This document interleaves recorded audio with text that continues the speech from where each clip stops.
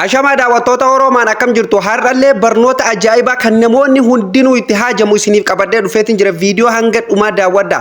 Yeroo baay'ee namoonni kaalkuleeta godhuuf hisaaba wayii yoo hasaabdan jechuudha ni rakkatu jechuudha. Akkasumallee waan tokko daftanii barreessuuf namoonni baay'een ni rakkatu jechuudha. Yeroo dheeraa itti fudhatanii barreeffama fuula wayii ta'e barreessuuf cinqaman jechuudha. Akkasumallee seenaa wayii baruu yoo barbaadan dirqama afaan beekuutu isaan barbaachisa. Keessaafuu seenaalee namoota gurguddaa Google irraa argatuuf jechuudha. Afaan Ingiliffaa beekuutu namarratti dirqama jechuudha daawwattoota kiyya. Kanaaf furmaata guddaa kan ta'u seenaa namoota kan darban jechuudha. Fakkeenyan isiniif ka'a. Seenaan Jawaar Mohammad maali? Jawaar Mohammad maal dalagaa dhufe? Eessarraa akka dhufe, eessatti akka dhalatee dhufee fi seenaan isaa hoo maal akka inni dalage background hundaa isaa jechuudha. Control godhee kan lafa isiniif kaa'u. Akkasumallee seenaa Mandela, seenaa Dr. Abiy Ahmad haa ta'u, seenaa addunyaalee keessaa jechuudha. Waan isin barbaadan, waan isin gaafattan kamiyyuu kan isiniif deebisuu danda'u. Aappii ajaa'ibaatiin isiniif qabadhee dhufee jira. Aappii kana akka itti fayyadamtan abdiin qaba daawwattoota kiyya. Baga irra deebiin gara chaanaala Oromaan dhuftan namoonni haaraa dhuftan subscribe godhuun maatii keenyatti dabalama. Egaan daawwattoota keenya aappii kana bakki isin argattan jechuudha. Telegram chaanaala kiyyarraa argattu jechuudha. Orjinaala isaa Plaastoor irrallee ni jira garuu aappiin kanaan wal fakkaatu baay'eetu jira jechuudha. Aappii kana Telegram chaanaala kiyyarran isiniif ka'a. Telegram kiyya immoo eessaa akka argattan viidiyoo kana gara dhumarratti kan isinitti muta jechuudha. Aappiin kun maal jedhama jechuudha. Chatbot IA chat jedha jechuudha. Kunoo aappiin isa kana kan isin asirratti argitan kana jechuudha. Daawwattoota kiyya gadi buufadhee waan qabuuf keessa seeneetiin isin argisiisa. Yeroo jalqaba seentanillee paaswordii isin gaafatu, emaila isin gaafatu, waan tokko isin gaafatu. Yoo ta'e yeroo tokko eeyyama isin gaafata, permission allow gootaniituma keessa seenuu duwwaadha jechuudha daawwattoota kiyya. Waan addunyaa kanarraa isin gaafatan, waan isin kan isin irraa eegamu sarara tokkicha qofa barreessitan. Fakkeenyaaf seenaa Jawaar yoo baruu barbaadan sarara tokkicha bicha Jawaar Mohammad jettaniituma yeroo isin barreessitan fuula meeqa guutuu isiniif fida Jawaar Mohammad waan inni ta'ee fi waan inni dalagaa dhufe hundinuu daataan addunyaa guutuun isa harka jira jechuudha. Akkuma beekamu yeroo ammaa kana akkuma dhiyoon ta'e isiniin jedhe jechuudha. AI'n kun waa baay'ee hojjetaa jira jechuudha daawwattoota kiyya meeni eegalle jechuudha. Amma keessa seeneetiin jira aappii keessi isaa jechuudha. Kana fakkaata jechuudha daawwattoota kiyya aappii ajaa'ibaati. Aappiileen kanaan wal fakkaatan immoo baay'eetu jira jechuudha. Kanaafuu orjinaala isaa iddoo nan buufadhaa isiniin jedhe malee hin buufatina. Telegraama kiyyarraa dhaqaatii buufadha. Orjinaala achirran isiniif ka'a jechuudha daawwattoota kiyya. Tole amma keessa seenee jira. Jala kanatti oopshinoota 3 argattu jechuudha. Haala isin argitan kanaan daawwattoota kiyya. Isa jalqabaa kanarraa haa eegallu daawwattoota kiyya. Ask all ka jedhu kanarraa haa eegallu jechuudha daawwattoota kiyya. Jalatti maal nuun jedha jechuudha. Get the information you need in startle immediately and swear to your creation nuun jedha jechuudha daawwattoota kiyya. Odeeffannoo isin barbaachisu battalumatti argadhaa nuun jedha itti fufuudhaan jechuudha. Gaafii keessaniif deebii hatattamaa ni kenninaa nuun jedha jechuudha. Kanaafuu daawwattoota kiyya kan isinirraa eegamu waan barbaadan mata duree qofa barreeffattu. Fakkeenyaaf amma asirratti gaafii barbaannee haa gaafannu asirratti ni cuqaasnaa jechuudha. Sana boodan haala kanaan fuula kana qabatee isiniif dhufa jechuudha daawwattoota kiyya. Asirratti maal isiniin jedha jechuudha. Hello, how can I listen to you nuun jedha jechuudha. Kana jechuun fakkeenyaaf daawwattoota kiyya akkamitti gargaarsa siif godhuu dandeenya yookaan akkamitti si gargaaruu dandeenya ka jedhu asirratti nu gaafata jechuudha. Kanaafuu akka inni itti nu gargaaruu danda'u nuutu sirreeffatu qaba gama gadii kanatti jechuudha daawwattoota kiyya. Maal nuun jedha ask me anything nuun jedha jechuudha. Yaada kamiyyuu yookaan gaafii kamiyyuu akka nu gaafannu jechuudha.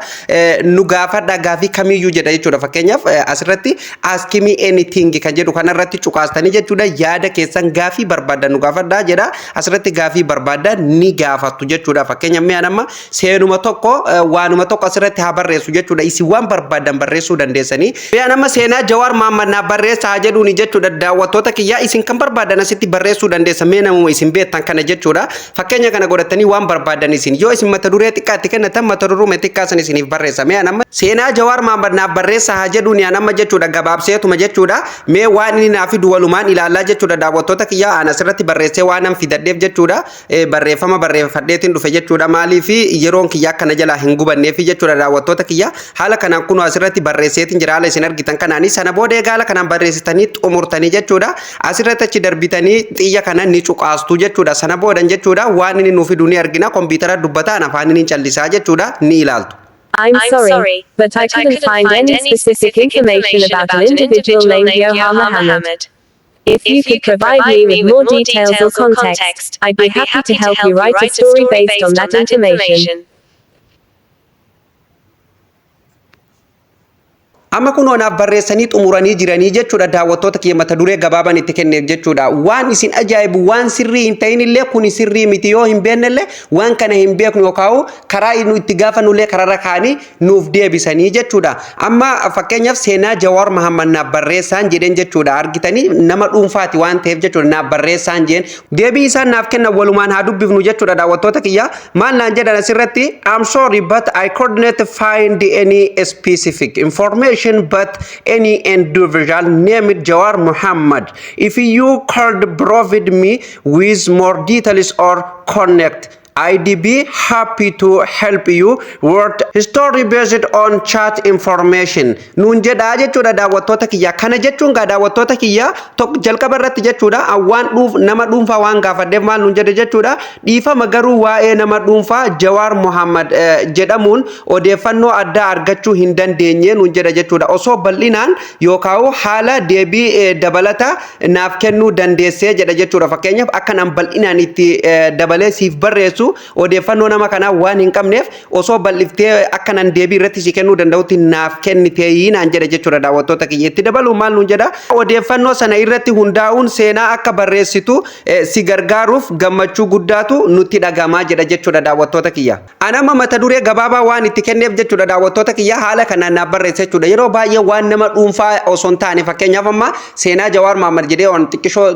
duuba isaachi bal'isee yookaan waan hojii isaa waliin jechuudha asirratti kan kireet godhu ta'e jechuudha kallattii maan guutuu daataa guutuu gadinaaf baasanii jechuudha daawwattoota kiyya daataan addunyaa kanaa guutuun AI harka jira waan ta'eef jechuudha kana qofaa miti kaalkuleet adda addaa jechuudha fakkeenyaaf namoonni herreega hin beekne illee jechuudha herreega waan barbaadan asirratti yeroo isin kaalkuleet gootan jechuudha ufii isaatiin akkamitti akka hojjetamu hundaayyuu deebii isiniif kennuu danda'a jechuudha isin waan barbaadan itti barreessuu ni dandeessu jechuudha daawwattoota kiyya yoo barbaadan asirratti illee gadi buutanii chat with all ka jedhu kanarra illee yoo cuqaastan haaluma saniin jechuudha gaafii barbaadan jechuudha akka isin gaafatan innuu isin gaafataa jechuudha deebii barbaad hoggasuma deebii keessan akka isiniif deebisanii jechuudha isinitti himaa jiran jechuudha gaafii barbaadan nu gaafadha deebii isiniif deebifnaa nuun jedha jechuudha fakkeenyaaf kan isin duraan gaafatan hundaayyuu haala kanaan jala kanatti isiniif kaayaa deema jechuudha waan an fakkeenyaaf duraan asirratti itti fayyadamaa ture kuni kan as jala isiniif kaa'u histoorii sanii jechuudha fakkeenyaaf yeroo tokko isinii barreessuu dideeti gara maallaqatti isin dabarsaa jechuudha mee isiniin argisiisa amma akka fakkeenyatti tokkomaa isin argisiisu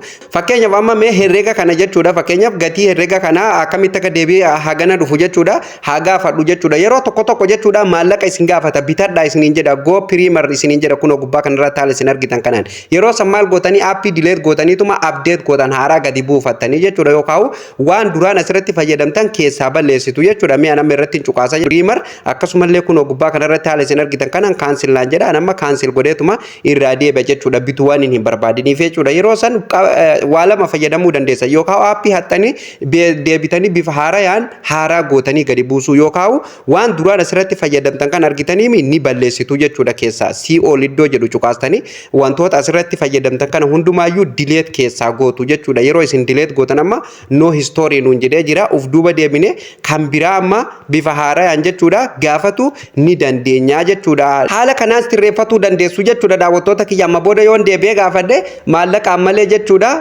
deebiinaaf deebisaa jechuudha yeroo baay'ee amma update godhaa isiniin jedha pilaastorii keessan keessa seentaniituma update gootanii jechuudha dabalataan jechuudha kana qofaa miti kan inni qabu asirratti mallattoo ida'uu tana bakka barreessitan dugda duuba mallattoon ida'uu ni jirti asirra yeroo isin cuqaastan jechuudha daawwattoota kiyyaa fakkeenyaaf wantoota duraan isin barreessitanii gaalaarii keessaa qabdan illee yoo barbaadan dookumantarii barbaadan kan afaan ingiliffaatiin barraa'e haa ta'u any language afaan kamiinuu kan barraa'e jechuudha daawwattoota kiyyaa yoo argitan suuruma kaaftaniituma jechuudha fiddanii as keessatti poostii gootanii jechuudha kallattiimaan jechuudha waan inni ta'e guutuu jechuudha tartiiban gadi isiniif kaa jechuudha fakkeenyaaf osoo kararra deemtanii gaazexaa wayii kan barraa'e illee yoo argitan jechuudha maal gootan jechuudha isa san kaameeraa iddoo tana cuqaastaniituma jechuudha kaameeraa bantanii jechuudha kaameeraa yeroo bantan footoo kaaftanii sana boodaan kallattiimaan tartiiban gadi isiniif barreessa yeroo inni isiniif barreessee xumure jechuudha kooppii godhataniituma dhattanii yoo afaan ingiliffaa beektan asuma keessatti hiikkachuu ni dandeessanii yoo hin beekne immoo as keessaa kooppii gootanii translate gootanii dubbisu ni dandeessu jechuudha waan barbaadan. Innummaan asirratti language akka jijjiirtanillee isin gaafataa jechuudha daawwattoota keenya yoo barbaadanii afaanillee irraa jijjiiru asuma keessa hin dandeessu jechuudha. Egaan daawwattoota keenya kabajamoo haalli itti fayyadama AI har'aa kana fakkaata jechuudha daawwattoota keenya bal'inaan gara fuulduratti kan waliin barannu ta'a jechuudha. AI kana qofaa miti akka addunyaatti waa hedduutu itti hojjetamaa jira jechuudha. Namoonni keenya ammallee waa'ee isaa kana waan irraa barate waan qabu natti hin fakkaatu bal'inaan kan isin barsiisu ta'a. Aappii kana orjinaala isaa eessaa arganna yoo jettan telegiraama kiyyarraa argattu. Telegiraama kiyya argatuuf immoo maal gootanii asirratti dhuftanii jechuudha chaanaala Oromaan jala seentanii asirratti qabxii xiqqoo wayii ni argattu jechuudha. Oromaan tajettu yookaan jalatti telegiraam tajettu ni argattu jechuudha. Jooyin godhaa iddoo jettu tana. Isirra yeroo isin cuqaastan jechuudha haala kanaan jechuudha isiniif baa telegiraam iddoo jettu tanarra kilik gootu. Sana booda gara kiroomii keessanii keessa isin fudhatee sakandii muraasa booda telegiraama keessa isin seensisaa jechuudha. Kuni fuula telegiraama keenyaati. Namoonni haaraa taatanillee asumaan jooyin gootanii jechuudha nutti dabalamuu hin dagatiin asirratti illee barnoota adda addaatu darba jechuudha daawwattoota kiyya. Haala kanaan jechuudha aappii asirran isiniif ka'a jechuudha telegiraama kiyyarraa gadi buufatu ni dandeessu jechuudha orjinaala isaa daawwattoota kiyya. Kana fakkaata barnoonni irraa jalqabaa kaafnee kanaan gammatti waliin ilaalaa turre kana akka isinitti toluufee akka warraa baratanillee abdii guutuun qaba jechuudha daawwattoota kiyya. Marree isinillee viidiyoo ilaaltanii egaa xumurtanii chaanaala Oromaaniif namoonni haaraa taatan subscribe godhuun maatii keenyatti dabalama. Yaadaa fi gaafii qabdan komentii jalatti na barreessuu hin dagatinaan isinin jedha daawwattoota kiyya barnoonni irra isiniif qabadhee dhufe sumarratti kan goolabamu ta'a. Barnoota itti aanu nama walitti deebinutti turtii gaarii qabaadhaa.